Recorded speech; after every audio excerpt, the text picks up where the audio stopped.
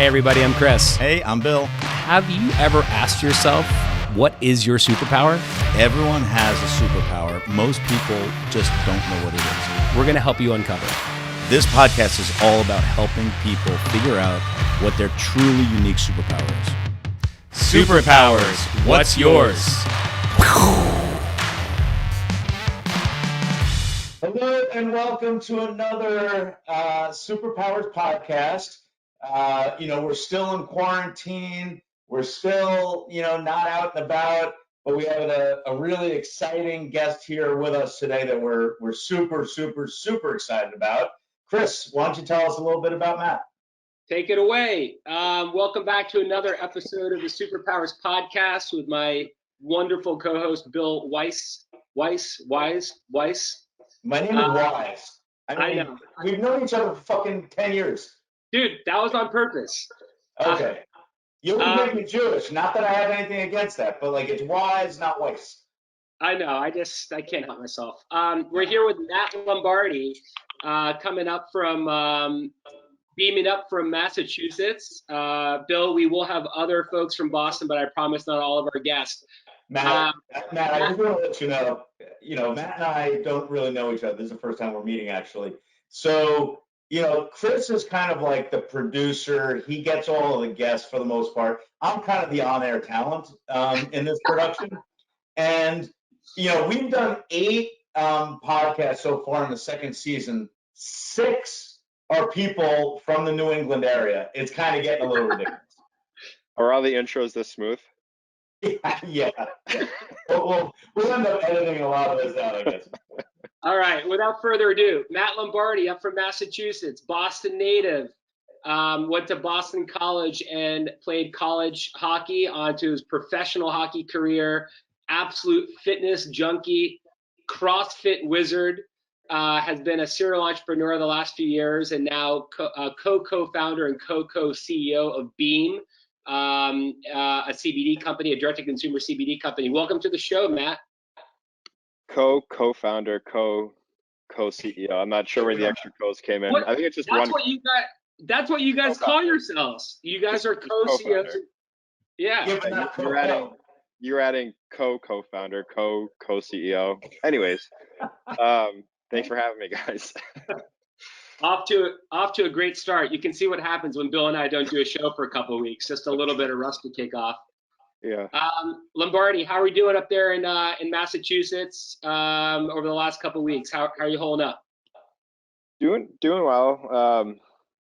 It's kind of like New Year's. Everybody's like, "Oh, how's your New Year going?" That first month or so after the New Year hits, it's kind of like this every conversation. I kind of have I would say my typical thing is I'm doing well, all things considered, and just trying to make the most of it. Bill, you always like to ask recently, since we've gone virtual, you're kind of 3 or 4 up or down, more of or more or less of. I'm going to let you launch into that. You want me to do that? Okay, so Matt, we do. You either go up, down, or kind of the same. So since we've been, kind of like sticking at home, and because you're a ex-professional athlete, I'm going to start off with exercise, up or down. Oh. Do I speak or just give you a thumbs up? You can do either one. Okay, I'll do both. Okay. And now, who are you with? Are you with a significant other, parents? Your dog. Okay. All right. So I'm not going to normally I ask if sex is up or down. I'm going to refrain from that one. What about alcohol intake? I would say like this, but that pretty much no alcohol. I don't really drink. Got it. And what about shocking, Chris? Right? Shocking. Yeah. So I'm getting the sense you're like a staple of health. So no junk food, limited alcohol, working out every day. I'd much rather for me, I'd much rather like pizza and eat something like that versus alcohol. So I'd say like 85-90% of my diet is pretty I don't want to say strict, but it's just pretty disciplined. And then I'm not afraid to have pizza and stuff like that, cookies. Yep. But yeah, alcohol has just never been, maybe a glass of wine here and there. But Matt, you would never post a cookie or a slice of pizza on Instagram. You would Yeah, never. I definitely would. I try to, what you see is what you get. So if I do have pizza, I definitely wouldn't be afraid to share it. Definitely not trying to have the perfect image or anything. And is it true that Tom Brady 12 stole your regimen, your the whole fitness thing? I'm not allowed to talk about that, but those are correct rumors. Okay. Obviously kidding. All right, so exercise up, alcohol flat, sex pretty much non-existent, at least with somebody else. And what about kind of? I'm glad my headphones are in my mom's upstairs. Okay, we're gonna cut that out for Mom. So what about work? Are you working more, working less? It's Kevin, my co-founder. I think we've been working more than we've ever been. Beam, we're a CBD company, wellness company, and we are all e-com too. So we've had in a good way, we've been really, really fortunate to have a very busy last couple of months during this. It hasn't been easy, just for manufacturing and just fulfilling things and just all the logistics, and also trying to be supportive and do some good things. We're not obviously going to the office, but yeah, it's been crazy. We've been working more than we've ever been, which is obviously great. And I'm sure Chris is happy to hear that as a investor. Nice. All right, so this is the Superpowers Podcast. We like to uncover, kind of what is, deep down, what is your unique superpower? We like to kind of like understand the person before we get into all the accomplishments. Matt, why don't you give us a little bit of a background on where you grew up, what you were like as a kid, what your parents did, stuff like that. Yeah. And I'm really excited. I'm curious to see what you guys conclude with me. But so I grew up in the Boston area, and it was funny. I have two older sisters. One of my sisters started the hockey trend in my family, and so I got into hockey. And I'd say pretty young. Hockey just became my main focus, my main sport. I went to Dexter in prep school, or for middle school, which is a prep school in Brookline. And again, hockey is where I really excelled. And then I went to Thayer my freshman year. It's kind of an interesting story with hockey. And I made the varsity team as a freshman. I barely played my freshman year. And just for a lot of reasons, just wasn't the right fit for me. And so I had a really close friend that I would play summer tournaments with. And he went to Governor's Academy up in Byfield. And his dad and my dad were close. And he just said, you should just come take a look. Come take a look at Gov, see what you think. For me, it would be a boarding school.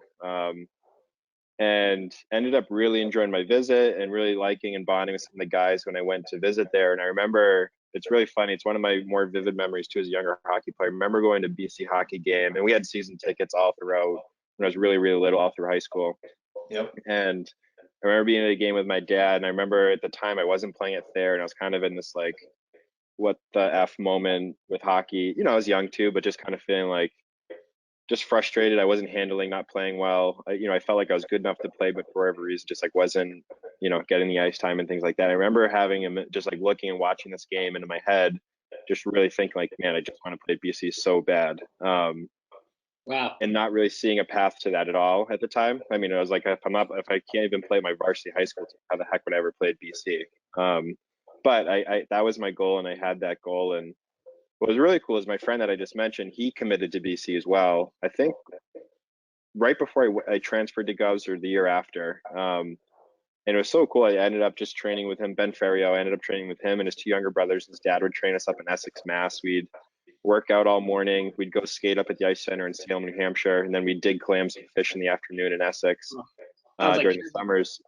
Sounds like what? Everyone from New England like digs clams or hunts lobsters or something. Yeah. We eat what we kill with our bare hands. Now, I got two boys, as you know. We're a hockey family. What's the trigger? It's hockey curiosity, but I think it's what all young boys and girls who love sports, like, what is the delta between getting to that next level? Obviously you went professional for a short period afterwards, but what do you think the composition of, like, you're born with it versus you're willing to work in the driveway and do the OT, like what is that only a small percentage kind of graduate to that next level. And then I'm also curious with your sister. I live in a town where it's a big hockey town, even though I'm from Boston, as you know, but we're the Rye Rangers. So it's kind of confusing that my kids were Boston Bruins and Rangers gear at the same time. I let them get away with it. But really huge advocates of girls in hockey, lots of girl hockey players. Mm-hmm. Curious to know kind of that, a little bit about your sister and kind of her journey as well. So either one of those, in what order? Yeah. I'll start with my sister. I mean, so, going back to then, women's hockey was so different, right? I think the more elite female players at some point started playing on boys teams. I think now women's hockey has grown so much that you don't necessarily need to do that. I still think you see a little bit of it here and there, but like the youth leagues and everything are so much stronger now. Yeah. It's a little bit of a different path, I think, than a lot of girls that played collegiate hockey went than what you might have to today. For me, one of the biggest, just my biggest I think I was born with some good athletic genes, just in the sense of my build and just some natural athletic ability. I'm a visual learner, and I could pick up things, whether it be skating technique, working on my edges, being able to watch my coach or someone that I'm with and replicating what they do just because I'm a visual person, which helped. But so much of my development really just came from sheer practice. And specifically, I really became almost obsessed with this when I was in college. It was my last 2 years of college, and then my last couple years playing pro. I had the perfect setup in my parents' basement. Half the basement was all tiled. The other half, I collected every gym piece of equipment you would need as a hockey player. So it was like your hockey oasis. And I'd go down, I'd rip pucks, and I had a big golf net so I wouldn't break any windows to catch the pucks. And I would keep track. I would shoot 15,000, 20,000 pucks every summer. And I'd keep a little... I got to get my kids. And I'd keep track of it. It was I became obsessed with it. And, one of my things I look back is like, I kind of wish I knew all of these things about practice and just like what to be doing in high school. But the amount of progress I saw in just my overall skill, my shooting, my skating, just from like really amping up. I'm sure you guys are familiar with the 10,000 hour rule. It's really just about practice. And I've done a lot of coaching too with high school kids and middle school kids and even college kids since I stopped playing hockey. And probably been the biggest thing that I talk to them about is just becoming obsessed with practice and getting better. So there is obviously some innate things you can be born with, but I've seen it. And the way I say that is because I've experienced that through my own journey, even as an entrepreneur, but specifically with hockey. Shooting 20,000 pucks just in the off season, just in my basement, never mind all the on ice stuff I would do. My last few years playing minor league hockey, I had the best shot on my team, and I was always one of the best skaters. I didn't quite make it to the NHL and all these different things, and I stopped after concussion, but I saw those things transcend from all the practice I was putting in to just, it's a whole nother thing, I think, when you look at like the Crosbys and the Boudreaux of the world and just how they can actually, even like Brady, like how you can like see the game and just see it differently. I don't know how, if that's, there's some things there that are probably just like some good genes where you can just like be calm and see things differently. And I'm sure you can train your mind as well, but.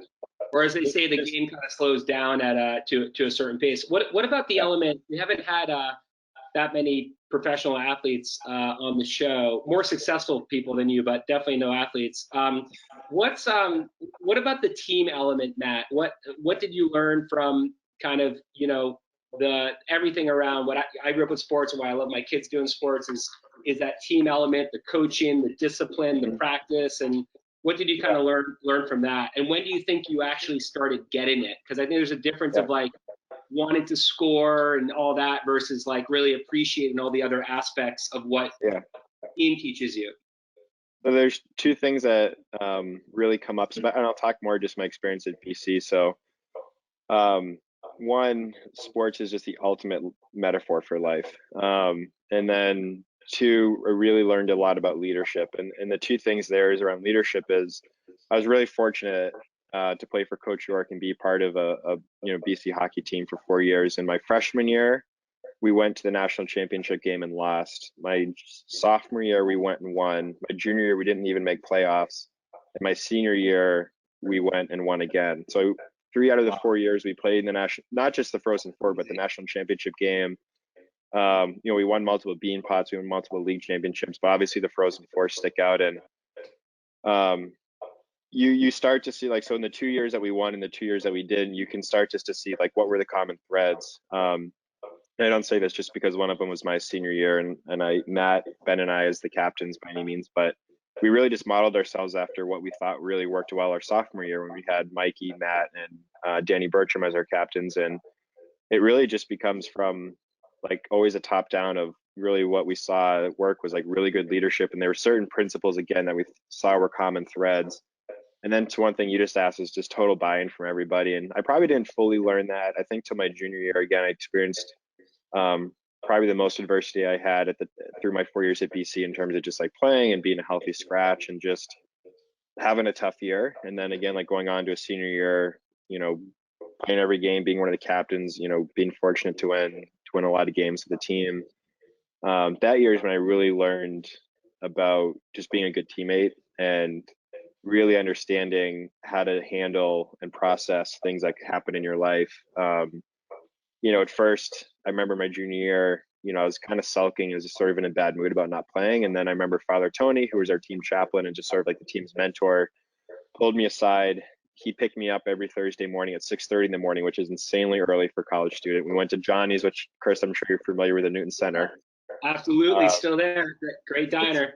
Yeah, great establishment. And we'd have eggs and we'd chat. And he just coached me. We'd have a game plan. I almost like came up with a process on how to handle this adversity I was going through. And it almost became a blueprint for everything, or a framework, or like at least a base for everything I've had to deal with since. And those two things of sports, I think, it's the ultimate life metaphor. Again, being a part of a team, working towards a goal, dealing with challenges, how do you deal with those, and then understanding leadership.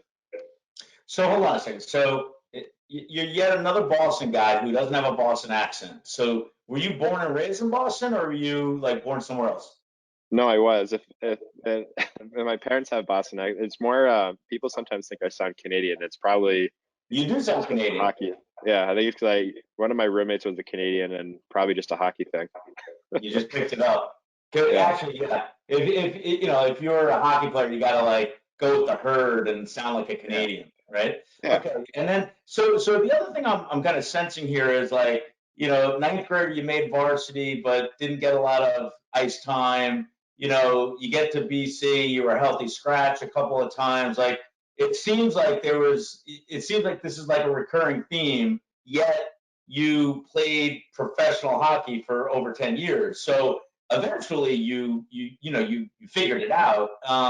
Like just talk us through a little bit of that. Like just, how many times did you just want to potentially say, am I really, is this really my future? Maybe I'm just not good enough. Maybe I'm really, really great and I'm part of the 1%, but I'm not part of the 0.01%.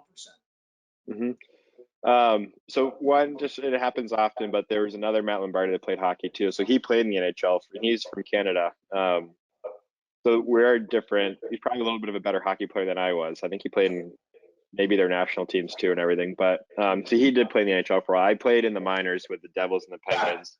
Played 2 years, had a concussion, stopped playing. But to your question though, I do acknowledge that I made it down a very small funnel for hockey. I mean, it was just sharing this, even just BC. Even if I stopped playing hockey after school, that was my biggest goal growing up, was to play at BC.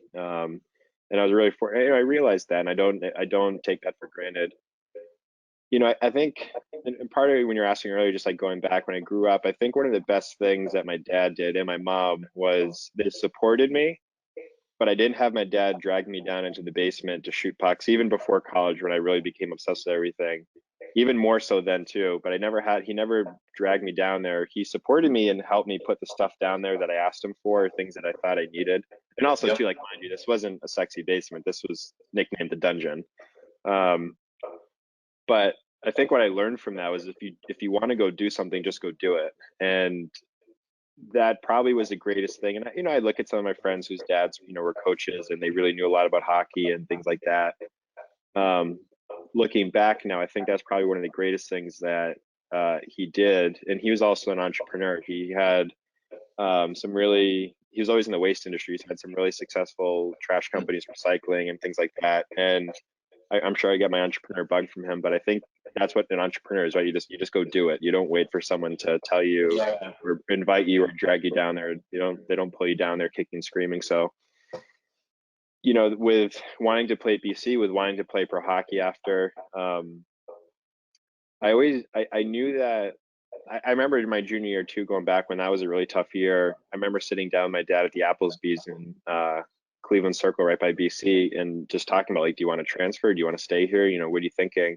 And we talked it through, and I remember just having that conversation. I never doubted that I wasn't not good enough. I was just sort of like this unfortunate position where it's like I was the guy that just happened to be sitting out. It wasn't so much that I couldn't play or anything like that. And even when I look at pro hockey, I have a lot of confidence that I could have played in the NHL. There's a lot of guys that don't make it to the NHL that can play at that level. It's just so hard. It's timing. It's, who's the guy rooting for you. And so I think I never had a moment where I wanted to quit. It was always just like, this is actually this is probably my biggest realization too, and it happened post hockey, which when I look at hockey, I did look at it as a failure when I retired because I didn't make it to the NHL. And amongst all the great things at BC, not getting the NHL, I really categorize hockey as a failure. Really what I wanted out of hockey was to create this lifestyle and create a living and be this person that I wanted to be someone that people were inspired by, someone like people looked up to build a platform, to do something that I was insanely passionate about. And one of the coolest things I think that I realized so much was that I don't think that I quit on that goal. It was more I found another avenue to create and to become that person. And obviously right now it's Beam. Beam is, lighting me up, I would say even more so than hockey ever did. And I can create and do all the things that I wanted to through this journey versus hockey. Hey Matt, real quick, Yeah. There's one last thing on the kind of BC, two points, both for our audience. At the time that you were there, give sort of a comp or example of what BC hockey was to a sports franchise, college or NFL, just so our viewers understand how good the team was. And the only other question before we close out on that loop, unless Bill had another question, was where else did you look? You shared that BC was the goal, but you didn't know if BC was going to take you. Just curious to know other universities that you looked at or that you maybe weren't at, but yeah. Yeah. I mean, BC still is always one of the top programs. I'd say the last 5 years, there's been a couple years within there. I think this year, obviously, they had a really good team. They're ready to make, I think, another good run to win the whole thing again. Unfortunately, everything got canceled. The year before that, I don't think they had one of those really weird years. They didn't make playoffs. They hadn't been in a Frozen Four in a few years. But when I was in school, they were in the Frozen Four, the championship game 4 to the 5 years. The year before my freshman year, when I got there, they had lost to Wisconsin the year before. So 3 straight years in a row, they went to the championship game. My sophomore year is when we finally won. They also won again in 2012. So, I mean, they're like the Alabama. There you go. Yeah. Or, the Patriots the last 3 years too. Yep. And then where did you, where else were you considering going to university? I looked at Yale a lot, Northeastern, and that was kind of it, to be honest. Like and it's interesting with BC, I don't know if it's because they knew I wanted to go there so bad, but I was technically what you would call a recruited walk-on. So they didn't offer me any scholarship when I went there. I remember going in to see Coach York after my junior year, during my junior year, offered me a spot on the team. It's relatively early to figure out your school and he just said, yeah, you're on the team. You have your spot. You're just like anybody else. You're not going to have a scholarship. And again, like sort of touching back, like I didn't really learn how to deal with things that I didn't like very well until later on. And I remember just kind of being a little butthurt by that. And I remember him just patting me on the shoulder and be like, Matt, like, it's a good thing. Cheer up. And once I had that, I remember going home, talking to my dad and my parents about it, and say, hey, I'll support you if you want to go, and we'll figure that, the tuition and that side of it out. But if that's what you really want to do, all you need to do is get your foot in the door. And that was it. I didn't really care to look much elsewhere after that. Yep. And now, what did you study in school? Hockey. No, Yeah, I was in the business school and I majored in marketing. Got it. And what did your mom do growing up? She was a nurse. Wow, interesting.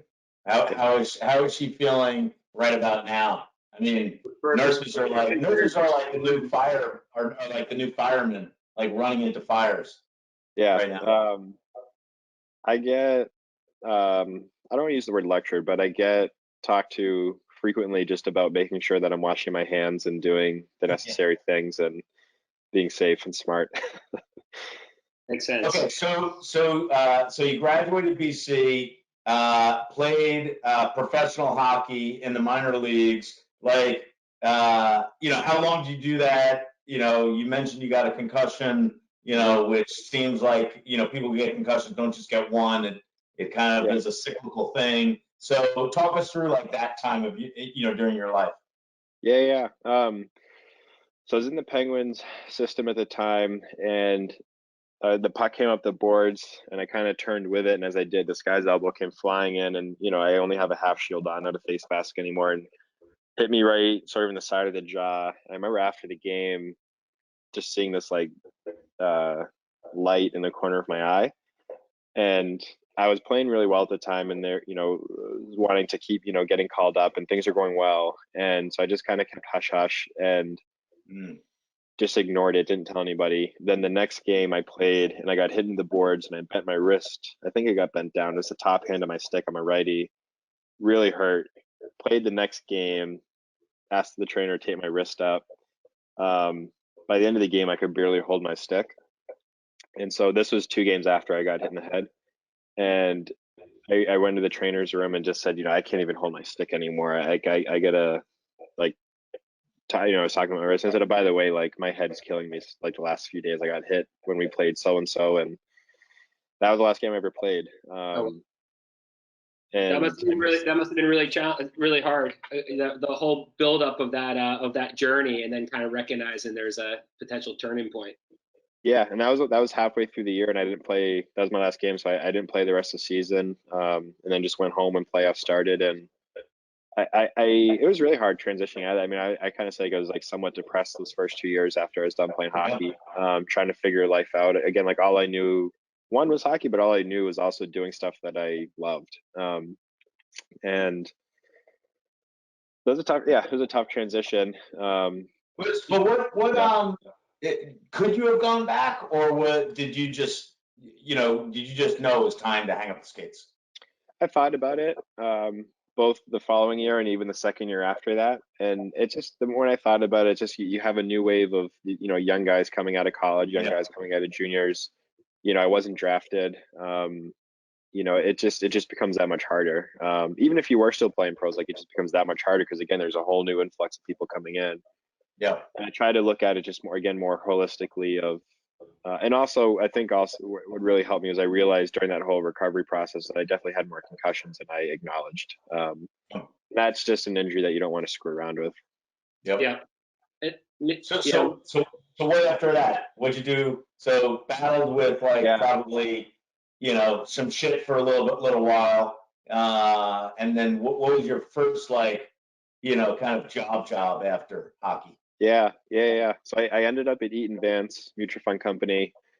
Really just the 2 trains of thought where any of my friends at the time either got into commercial real estate or finance. So I ended up at finance. I was there for about 7 months, like just entry-level job. I was making like $32,000. I loved learning about the markets and something new. But left after 7 months. I started helping coach the varsity team at Dexter with Danny Donato, Ted Donato's brother. We had Teddy's kids there. Who played for the Bruins. Yep. Yeah. Not a lot of people probably get that reference. And Teddy's one of his sons who is coaching there now, plays for the Wild. Love your hockey enthusiasm. You're dropping first names like Teddy, Bobby, Larry, Jimmy, expecting the millions of viewers of the Superpowers podcast to know who the fuck they are. Some people, maybe the last name or the team next time. Thank you. Yep, noted. And so I started helping coach the varsity team out, and I'm within my first year stopped playing hockey. I was still relevant to them playing at BC and playing pro. They're all asking me about, doing drills with them after practice, what to eat before and after games. As the season was ending, what should I be doing during the spring training?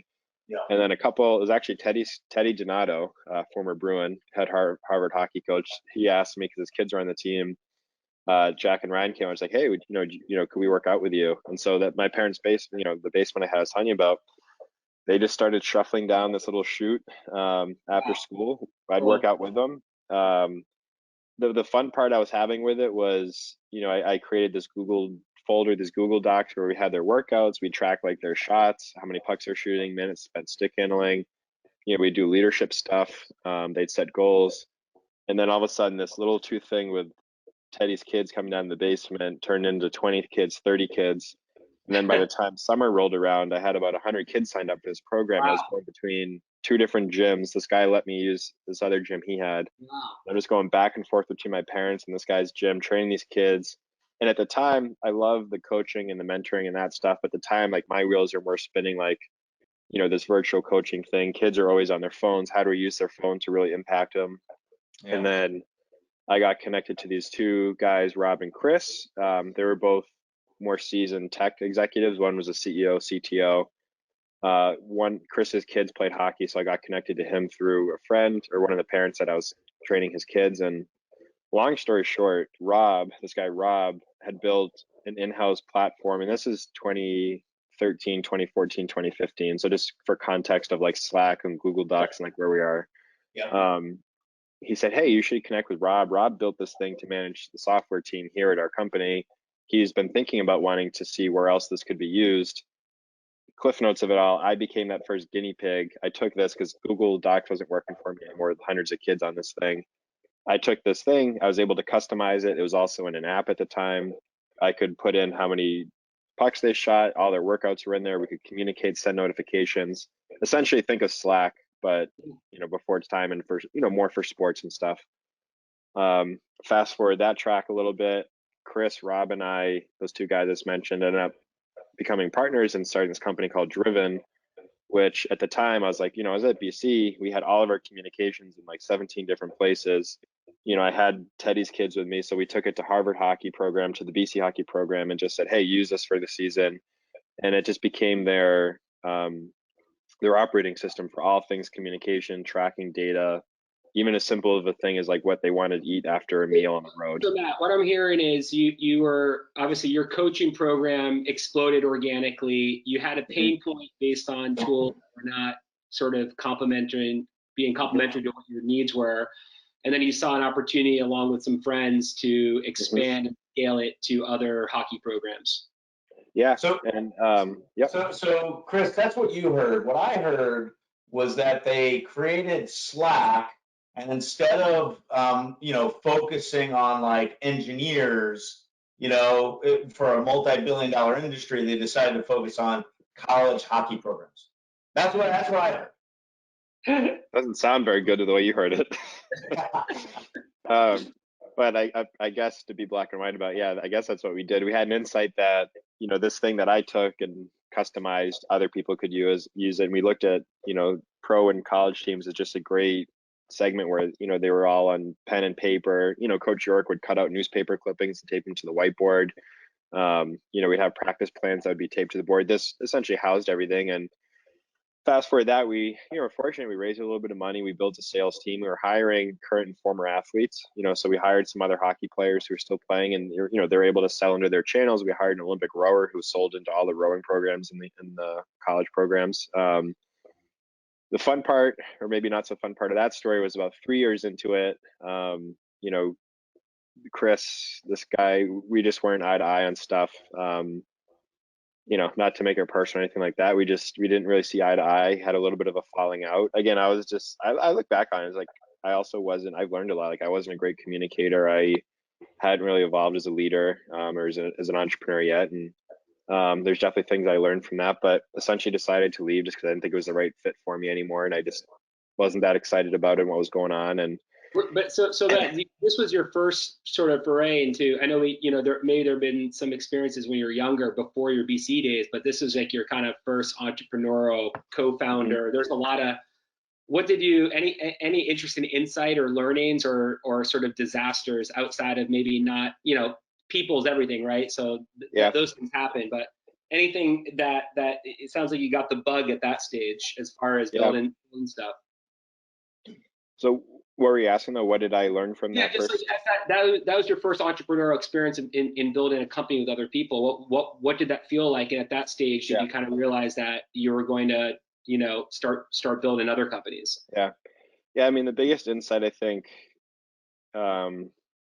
it's one of my favorite quotes. It's a Steve Jobs quote, and I'll just paraphrase it, but he essentially just says, sometimes you grow up and you get told the world is the way that it is, and you just live inside these boxes and don't bounce into the walls too much and just kind of live a nice life. And that's great for some people, and there's nothing wrong with that. Meaning, if it just have a 9-to-5 job or something like that, and it's not meant to make being an entrepreneur, better than anything else. But he says, if you realize that life can be, broader than that, meaning you can change it, you can mold it, you can influence it, you can shape it, you can create things that other people use. And when you realize that, you'll never be the same. And that's kind of when going through that, and I think seeing my dad too, and seeing his trucks, around the streets of Boston, things like that, it's kind of like, okay, like you can create things that either people use or services people use. And, going through Driven, and then actually doing it firsthand, not just seeing my dad or other people, but doing it firsthand and seeing, okay, we have this app that we created, and the Bruins are using it, the Celtics are using it, Boston College teams are using it, like pretty cool teams. I don't know if any of them are still using it today, but that was really cool. And to have these conversations and to go in these locker rooms and, Notre Dame and some really cool teams, it's just like, holy shit, like that's what was cool. Your motivation then? Sometimes founders generally, for their first gig, chase money and the paycheck and the exit. Nothing wrong with that, I guess. But what was your motivation, if you recall? So I think, one of the things you're asking me to think about too is just like when I was a kid, did I have any early signs of like I opened up a lemonade stand or whatever? I didn't. I was just so obsessed with hockey. Literally all I did was hockey. And I was fortunate where, I've had, some small summer jobs and things like that, but nothing to the point. Like, I think what I loved about it so much so is just like the passion that I had for it is just, I didn't really think so much about money. And, obviously that's an outcome if you're successful and you can achieve that. I remember even just, one point, during the Driven, I was making like my salary was like $70,000. And I was like, holy shit, like that's so much money. I've never made that much money before. So it wasn't so much better than 38,000. Well, 32. It was a bump up from 32, and it was definitely a bump up from minor league hockey. But yeah, I think it was just like the passion, just like loving what you're doing, and also having, the sales team that we had there were some of my buddies from BC that played hockey, like some of my best friends.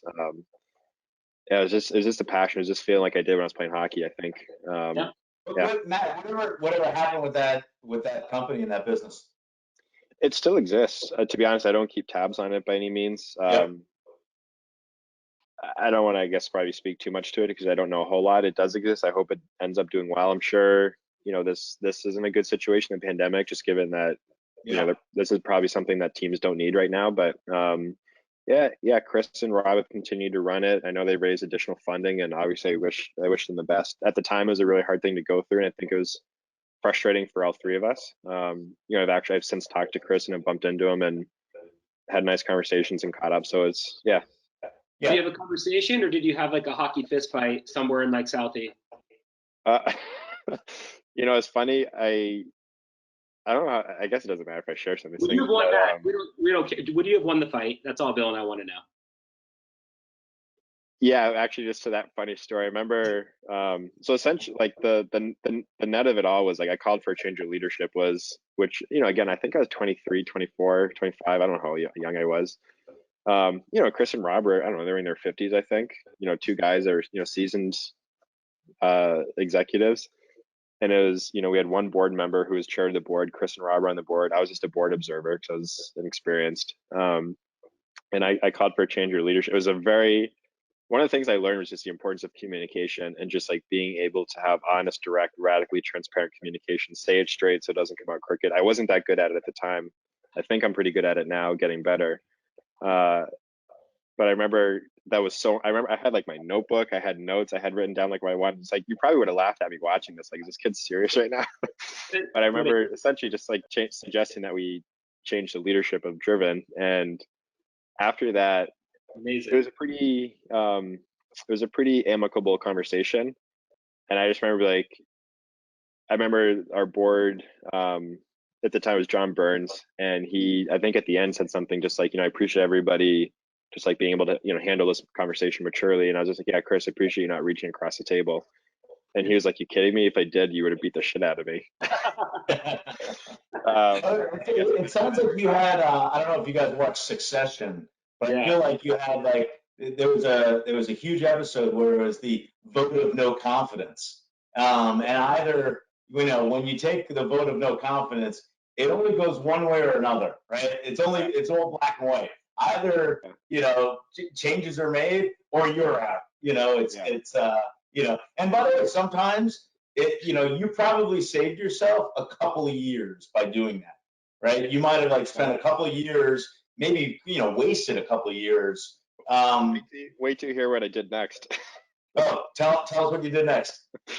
So this is, I always just joke with people when people ask me how I ended up starting Being with Kevin. I have a really different path to doing this. So I then had the bright idea to start a business with my fiance, my ex-fiance, I should say. So that's the summary of that. All right. Let's begin. Hold on. I read up a little bit on who your ex-fiance is, and I told Chris, I was like, I can spend 50 minutes talking about being engaged to a gold Olympic gymnast. Yeah, we can, maybe if we're gonna do another episode about that, but we met. If there's any gymnastics fans, so I used to be engaged to Nastia Luke, and I don't say that as to get cool points by any means, but she was a really, really, really insanely successful athlete. She won the Olympics in gymnastics in 2008, and we met through a mutual friend, and we got engaged really quickly. Sorry, Matt, I'm always curious on the mutual friend connection piece. You got to tell us the story. If you want to share the name, great. If not, but what was it? It was just hey, you guys need to meet, and why? What did she? Any friend that introduces you to a woman who won an Olympic gold medal, is the best friend in the world. Why are you on the show? Why are you on the show? And if he's accepting spots, I will be your best friend. Yeah. So this girl, Quilty, who went to BC, she became friends with her when they were living in New York, and me and some of my BC teammates were at Quilty's engagement party, and Nastia was there, and I guess for some cool points, Nastia asked her who I was, as I caught her eye a little bit, and then we just started chatting. She kind of connected us after the thing, and and we obviously took a quick liking to each other. We got engaged after 9 months, and which maybe, I don't know if that gives any indication to what my superpowers are, or maybe my opposite of superpowers might be, but and she was with me during all the stuff with Driven. That was at the time, I probably trivialized it, but that really sucked going through all that stuff. In my perspective, it's here's my baby Driven, and kind of felt like it was just getting ripped away from me at the time. And she went through all that with me, and then given that her gymnastics, and we both obviously have a passion in just mentoring young athletes and inspiring the next generation of athletes, we started a company called Grander, which Chris is familiar with. That was actually how Chris and I first met, and it was a really cool company. We essentially envision yourself being a young hockey player, young gymnast, being in an app, having access to Olympians, coaches, mentors, trainers, content, series, other gymnasts or other hockey players. It was almost like your little Disneyland inside an app for an athlete. And, we built a community of 20, 30,000 gymnasts at the time. We had other Olympians. We were doing cool content series with, UCLA gymnastics and things like that. Long story short, app businesses are really hard to build and scale into all that stuff aside, but also then, our relationship wasn't going well. And, I think it's obviously, probably doesn't need to be said, but running a business with your fiance, who you're also in the process of ending your engagement with, isn't a good recipe for success. Bill, these were I could find the text or the emails just sort of supporting a lot of these facts. I got to tell you a fun story, Bill, and for our audience. I got a LinkedIn message from Matt, and I'll never forget it, because there's a lot of LinkedIn spam and sort of crazy. That's a whole podcast in itself, Bill, is just share the the subject lines of like, whatever. And I got this message, but there's so many points around what he knew about me or some of the things I was doing in early stage investing and just how thoughtful that it would just felt right to kind of respond. He drove down, 2 hours, 3 hours with his fiance at the time, and we met at Rye Bar and Grill for like an hour and 45-minute powwow session. And Bill, you're going to appreciate this more than anybody, is I knew there were a couple of things that I wanted to understand around the business a little better, but I knew it wasn't something that was right for me, and all the things that Matt said, consumer facing and good at scale, and we're not going to go into it. But I knew I loved him. And I don't think I ever said black and white, like whatever you do next, I'm going to back. But this is the first time you're hearing it, Matt. Like that's absolutely the truth. I loved him, and we stayed in touch for about, Matt may have the timeline better than me, 18 months or 2 years when he first kind of shared Beam, which we're going to get into. And obviously off we went. So I think there's a lot of interesting things to learn from, even for myself, but also for anyone that is going to watch the show, as it relates to, you never know who you're going to find, you never know who you're going to meet, and you got to be super open-minded. To your credit too, Chris, just to touch on that really quickly, and also just responding right to messages like that, you never know what comes out of stuff like that. And I would say there's a very, very small bucket of people that in earlier in my career, even still, I'm still early into it, where I reach out to someone just cold turkey and they reply. You're one of very few people that reply, and it blossoms into this thing. And that's been a lesson just for me too. And that's a really cool thing too. Is just like, who would have thought, right? Never, not through LinkedIn. Amazing. And then I'm going to my first Vegas club with you. What was it called? I didn't even know it was a club. Wait, I gotta take. Oh yeah. So Bill will also appreciate it, and we have a lot of our viewers come from ad tech and media. So CES, the Consumer Electronics Show, in January, a few years back. Matt and I are now reconnecting, and Bill, I think it was the Monday Night Media Link event, and I'm obviously so busy, double, triple booked, and he's in town, and I'm like, dude, just come to Marquee or whatever the hell it was. He shows up at like 10:30. I'm double fisted, like half tilted, and we're trying to have like a somewhat normal conversation as he's standing on a booth, not drinking, and Matt, I'm actually surprised from that point that you didn't just sort of delete the digits and run for the hills, but I'm glad you stuck with me. Because anyone who's in Vegas, generally I get judged pretty aggressively. I'll dig up. We have a selfie that we took. We'll have to dig that up. Maybe that'll be the photo for the episode. That's it. And I gotta imagine, having partied with Chris many times across a lot of different industry events, Chris also kind of starts getting a little touchy-feely when he has a few. So I can imagine Chris all over you. Oh yeah. Yeah. The best thing everyone has going for them is with the pandemic is that obviously there's no touchy-feel anymore. I have to get through that. So what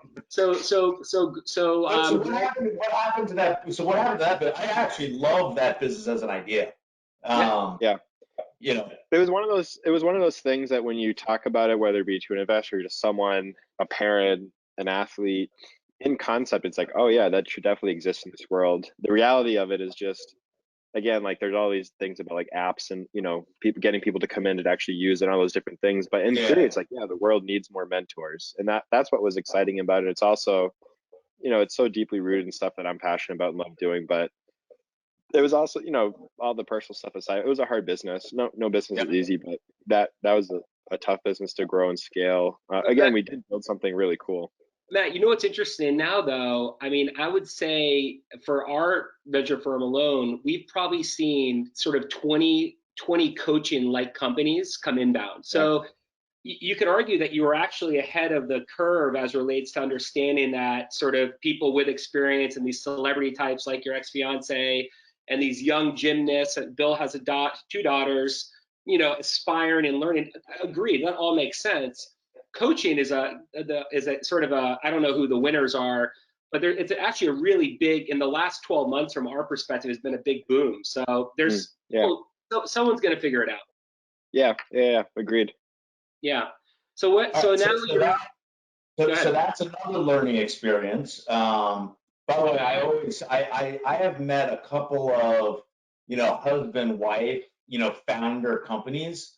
And the first question I always ask is like, what the fuck were you guys thinking? And the funny part is, it's almost universal. Everyone says, even the successful ones say, yeah, I'd never do it again.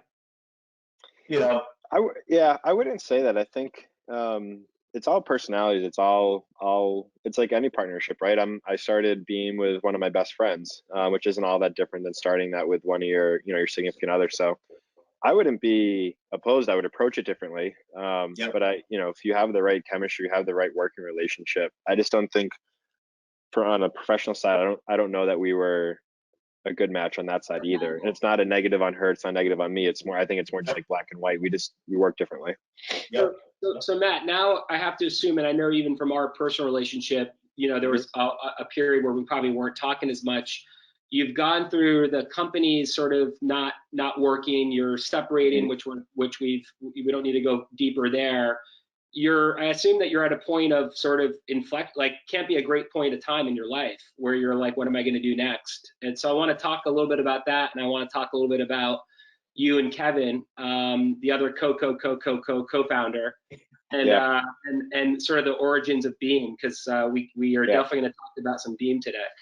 Yeah. So Kevin went to BC, played baseball. We were, I would say, more just acquaintances there. He was an awesome pitcher, played professionally as well in the White Sox organization. Was a really high draft pick, had Tommy John surgery, had a bunch of other stuff that he, was forced to retire early. And we overlap an apartment building in Boston.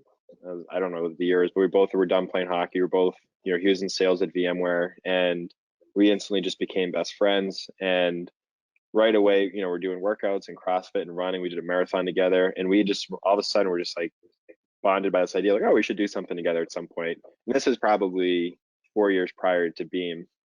And he also just played a unique role just in my life, with all the stuff with Austin, getting out of the engagement and, just supporting me being there. And at the same time too, in his path, he's doing really well at VMware, but is also not passionate about it. And so he's kind of in a stage of his life where he's making a lot of money, but at the same time, it's like, I hate my friggin' job. It's, doesn't really light me up anymore.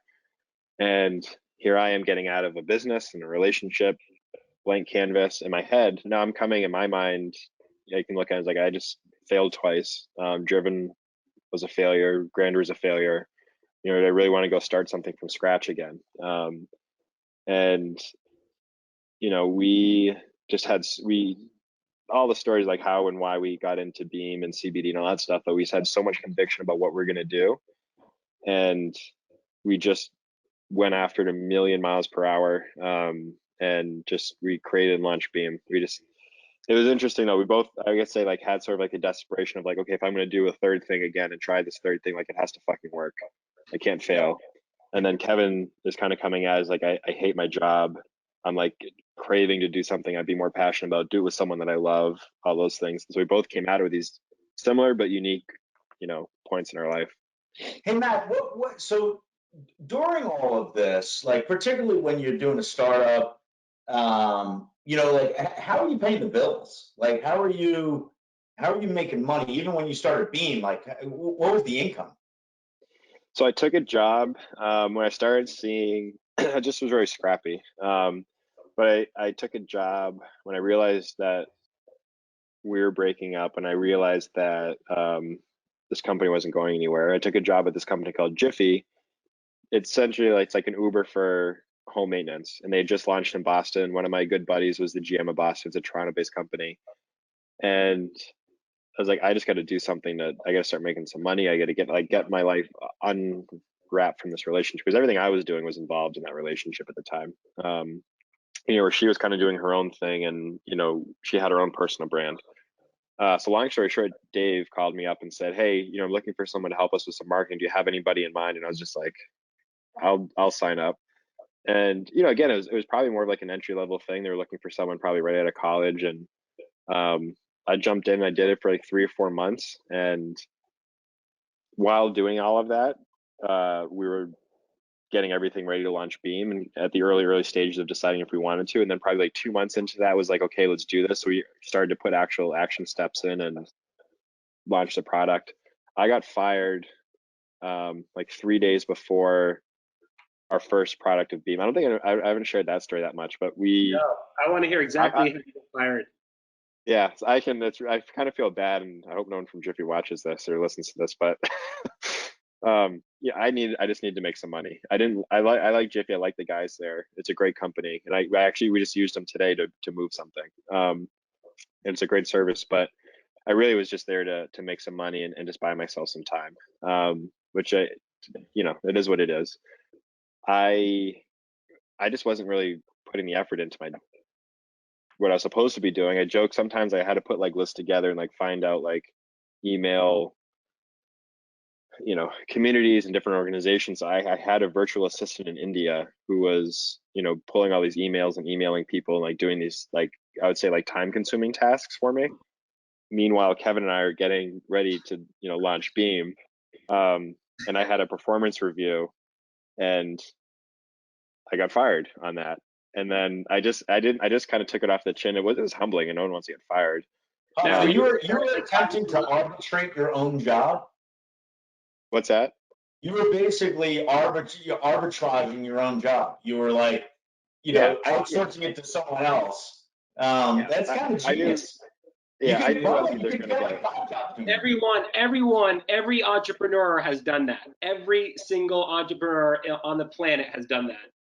Yeah, I guess I maybe I shouldn't have gone on it, but yeah, I was just trying to be creative. I knew I was either going to get fired or I was obviously going to have to quit once we launched Beam. And I just kind of like laugh looking at it now. And I took, again, like I remember having my call and just like, we're going to let you go and here's why. And I kind of had my own, comments, and it wasn't like the easiest job at the time either, just given certain challenges and things like that and all that other stuff. But all that stuff aside, it was just kind of like, okay. Like, it sounds like you were, I've been in one of those situations where I was like gone for a 3-hour lunch working on my, I don't know, when I was trying to do like acting when I first moved to New York, and the woman just like a magazine called Art Bite, if you could believe it. And literally I was gone for 3 hours. And as soon as I got back, she was like, you can just keep going. You're not coming back in here. Yeah. It was a bridge. I'm just trying to envision you at the table, like, those people that like shuffle the papers when people walk by at 5 o'clock, like, like this. Yeah. That would be me, like setting in like my like weekly reports and updates and just kind of like, I would say fabricate. I did do some good, and I helped them with some stuff. It was only like 3 or 4 months, so it wasn't that big of a deal. Yeah, just a little. We're not going to judge. So now, Matt, let's get into Beam. Tell our audience what Beam is. A little bit about kind of how big the business is, the products, just kind of top line, just in 2 minutes. What is Beam? Yeah, so I'm sure a lot of people have either heard of CBD or THC or just know that this cannabis space or cannabinoids is blowing up right now. So our insight, what Beam is, we're a CBD company, but really what we saw when we launched this was we saw an opportunity to really imagine the CBD space by creating an athletic, active lifestyle, more wellness-focused brand versus what we saw a lot of just medicinal and medical-looking things. And we've tried to bring a lot of innovation around the brand, about our products, how you consume them, what other ingredients are inside of them, and really look at Beam as essentially is just a performance company in the sense like everybody can be better at whatever it is that they're doing, whether you're an athlete, an entrepreneur, a business person, a mom, whoever. We're building, designing wellness products that help you in certain areas around sleep, recovery, focus, energy, balance in your life, as we look at those as main pillars that will impact your performance or how you show up or how you can. So if you feel better, you'll be able to do a better job at what you're doing. And it's been about 1.5 years or so since we launched. We initially raised $800,000 friends and family round. We then this past fall just closed a $5 million round, which C2V participated in, and has added in some additional funding into it as well. We've grown really quickly. We were really fortunate. I would say probably one of the cool things is, it's beyond what we thought we'd probably do with under 2 years, just in terms of we have so many cool athletes and people that are involved in the brand that. Can you share some of the athletes and people that are involved? Yeah. We recently announced Danica Patrick, who's both a partner and also investor. Billy Horschel, who's a top 20 PGA golfer.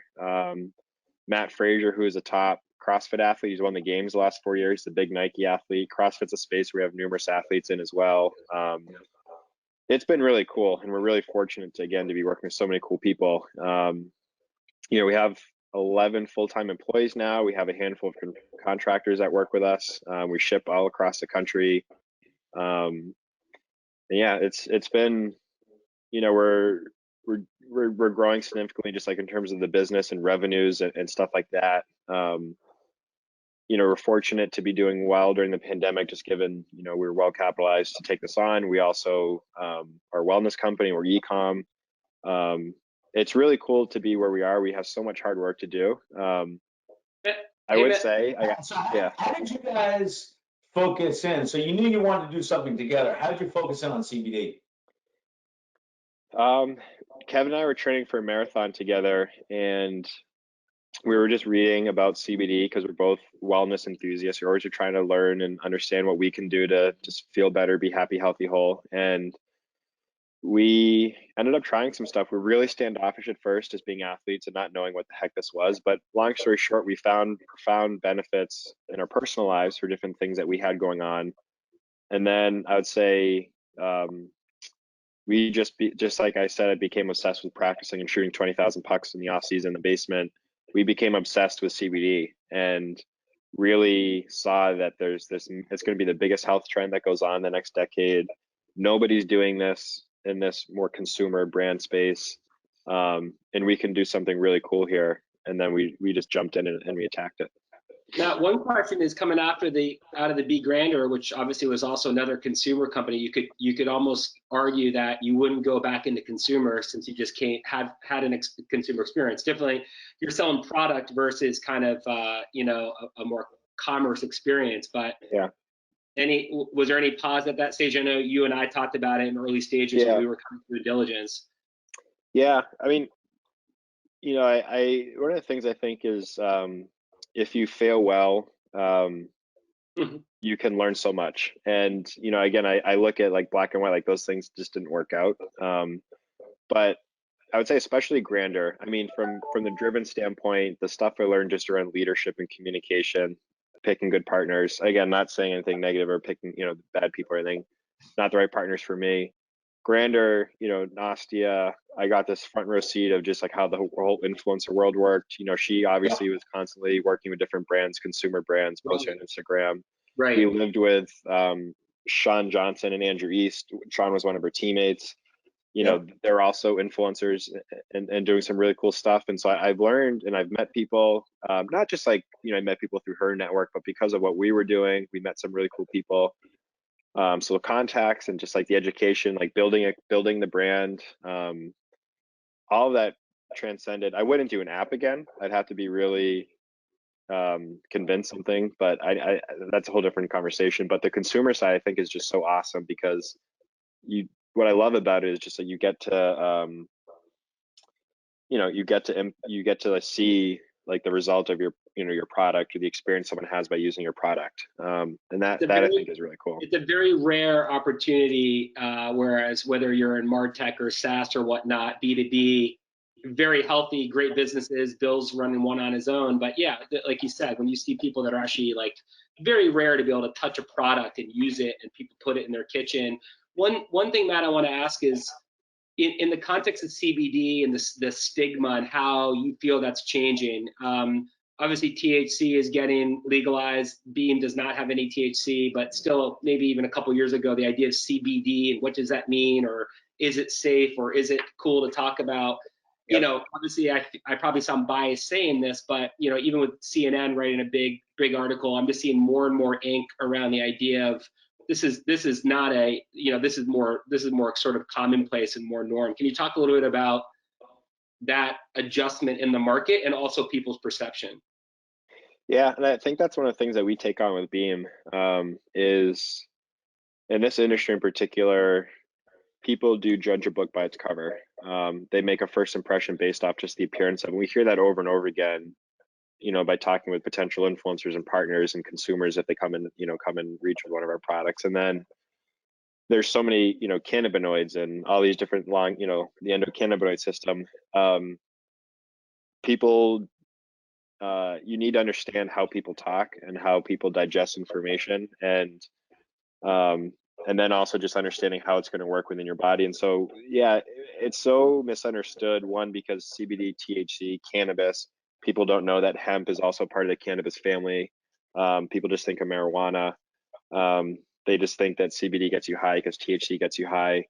There's really, what we're trying to do is just educate and be pioneers just in the category of, how do you reimagine this CBD thing, which sounds kind of like taboo, but also just to be like a collagen or fish oil, where really it should just be part of your everyday lifestyle, given the benefits, how it works within your body. And how you actually understand that through, or break that down for people through branding, through packaging, through ingredients, through explaining how it works. That's the hard part. And I think that's what we're really, really keen on trying to do. And I think have done a good job so far, and are really focused on doing that going forward. But so I don't know if this happens to you, but I've spoken to a bunch of people, and they all kind of say the same thing. Ever since this, I'm a great sleeper. Ever since this, COVID crisis pandemic has gone about, I wake up every night. Number one, I wake up every night, 3 a.m., 3:30, 4 o'clock. I'm up for like an hour. The other part is I'm having these like incredible, vivid, crazy dreams. And multiple people recently have told me you should try CBD, for sleep.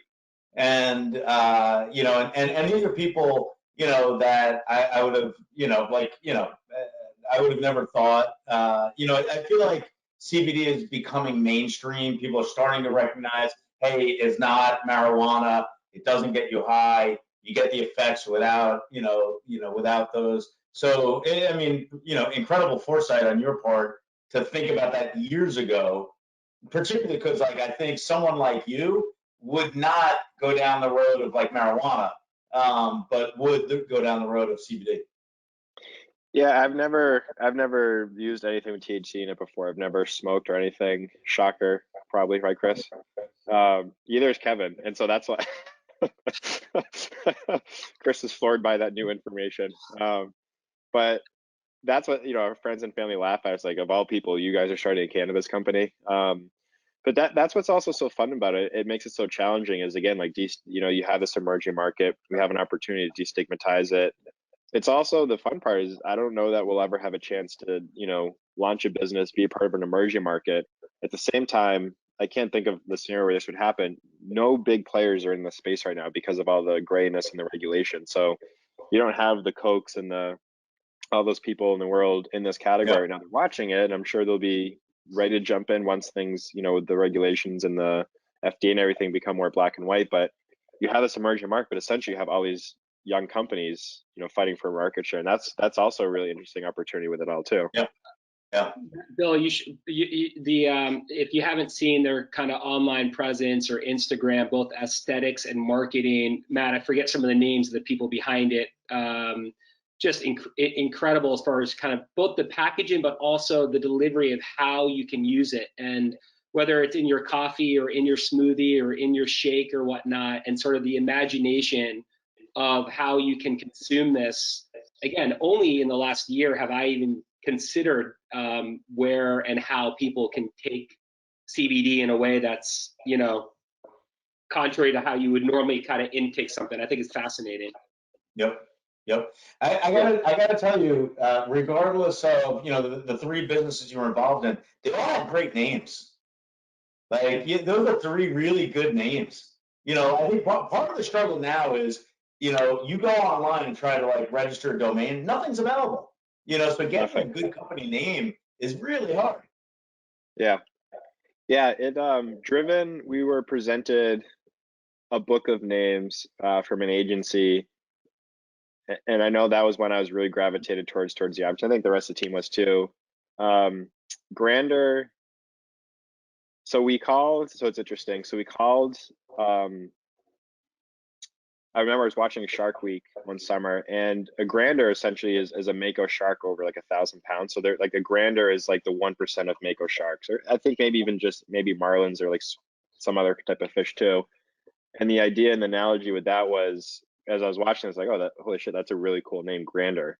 And essentially it's like becoming that 1%. Like the Mako sharks, like they're so hard to find. They're very, very rare, but when they come out, it's like unbelievable. And so that's sort of how Grander came to be. And then with Beam, a lot of it was just our goals around, we want to be clean, simple, approachable, friendly, something that emulates our brand, our values, the benefits of the products, stability, support, energy. And it was just so simple and friendly that it just resonated and made sense. It's a very uncommon name in this category of things. You see a lot of canna and plays on the word cannabis in a lot of CBD names. And then Chris, to your point too, at the time, even still, you see a lot of companies that, vape pens and bath bombs and essentially just a lot of like white label, private labeling, people not really considering form factor and how people will consume these products. We've tried to reimagine, a CBD wellness company, both not just in the branding, everything, but also like how do people consume products? If we want to become an everyday supplement and kind of get out of this cannabis category, they're simple insights, but it's also just, again, looking at like what are people's behaviors and how do we integrate into that. And again, Beam is part of it, just the name of it, right? You don't think of weed and drugs and things like that when you think I think that's right, but I also think it's attributed to the best. It has to be connected to the concussion. You've just been able to draw these incredible names because you've taken that pound in years back. So you see, like you don't make it to the NHL with the big contract, Matt, but you're able to come up with incredible companies. Let me also ask another question though. So your ex-fiance, was she like, what was her thing? Was it floor? Was it the uneven bars? Or was it the balance beam? Some people have asked me that, and I thought that's what you were going to say, Chris. I have gotten that a couple times. I can honestly say, and I've said this, it has nothing to do with gymnastics. But beam was one of her better events. Hey, maybe subconsciously, yeah. So hey, Matt, we're gonna kind of wrap up here. I did bring you something just to make you feel comfortable, and I want to see if, like, is there a way, like, if I do tries, Bill and I. Okay. So I'm gonna actually go to the last and final comment for any viewers who ever want to see the Matt Lombardi CrossFit. It is just easily one of my top 2 or 3 favorites on Instagram, and I follow some fun people where hours upon hours of CrossFit, obviously in the gym prior to pandemic, and now Bill lifting furniture, lifting refrigerators and couches. I've seen you in like empty parking lots lifting tires. I'm like, where the fuck did you get all this? So we're going to close out a little bit to understand what your fitness regimen is daily. How many hours do you work out? How do you get the motivation around it? Is it leading to some specific goals? Is it just your happiness? But we're gonna conclude on this. Yeah. The highest level. Just ignore me while you're. Go ahead. Yeah. No, just crank them out. I got into CrossFit right after Nasty and I broke up, and it wasn't like I was going through this crisis and I was, so it was a difficult thing to go through. And I kind of just got pulled into CrossFit. I've been a fan of it and just been following it, but I never got into it just because I didn't know any of the skills. And I just wanted to go work out and not learn how to do jump ropes. Finally just said, F it, I'm just going to go, end up loving it. I think my favorite thing with all of it is just like, I'm 32 now. I'm in way better shape than I was when I was 22 playing pro hockey. I was actually just telling my mom about this last night. I went for a run down here in Hingham.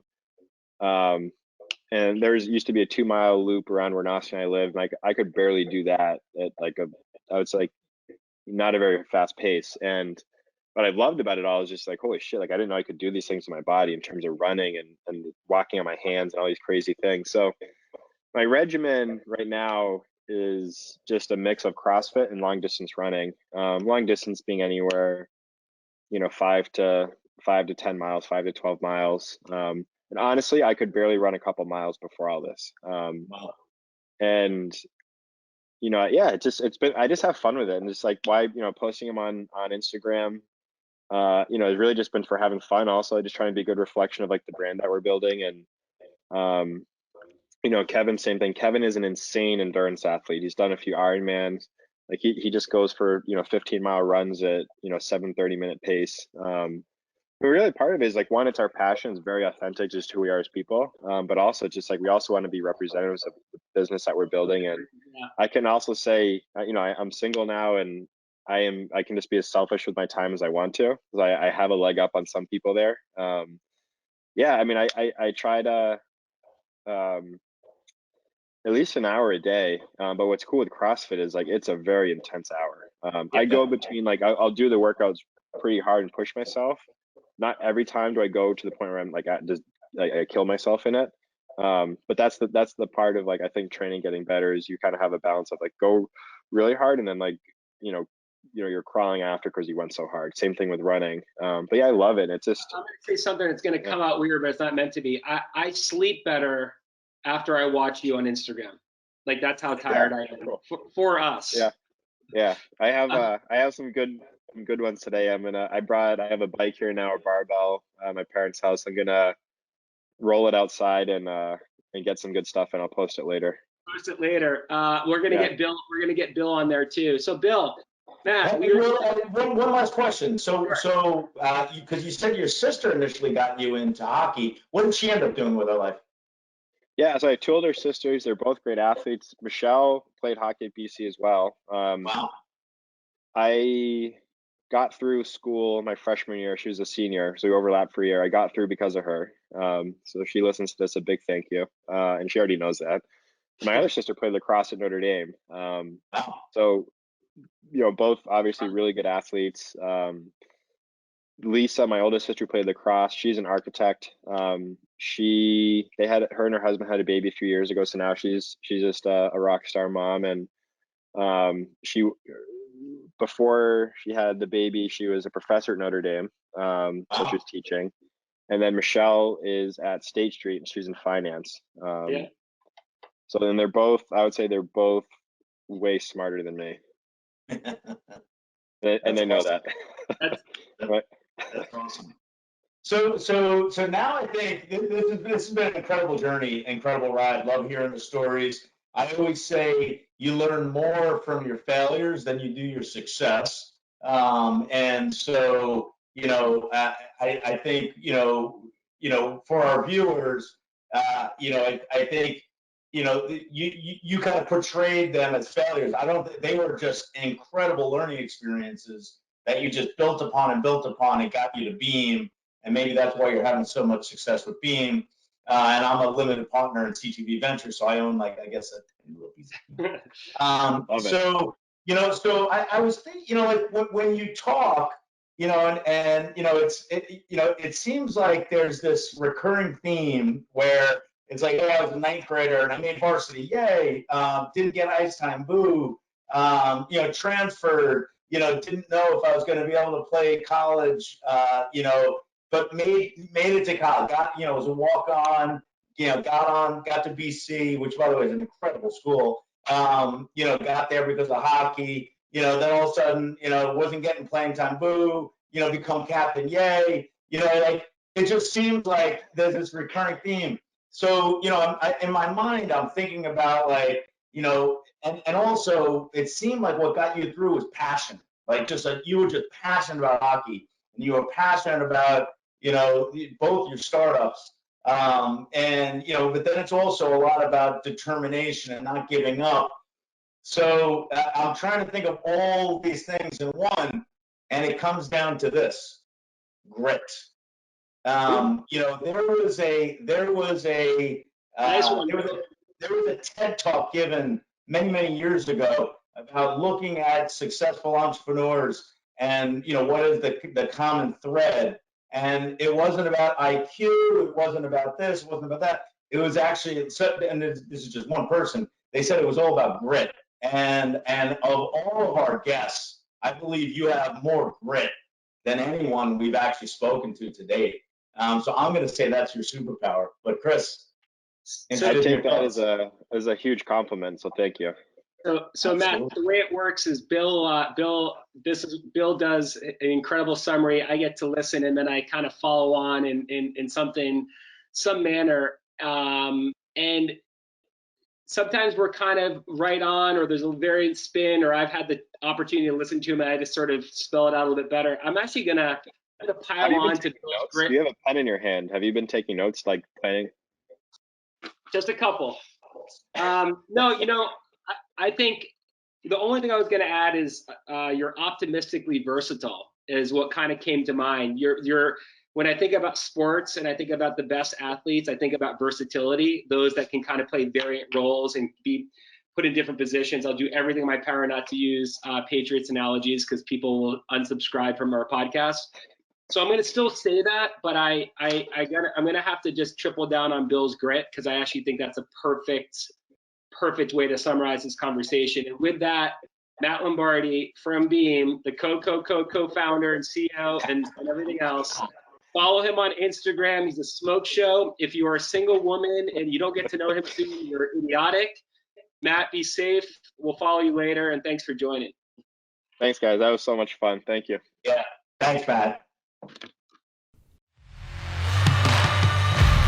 Superpowers.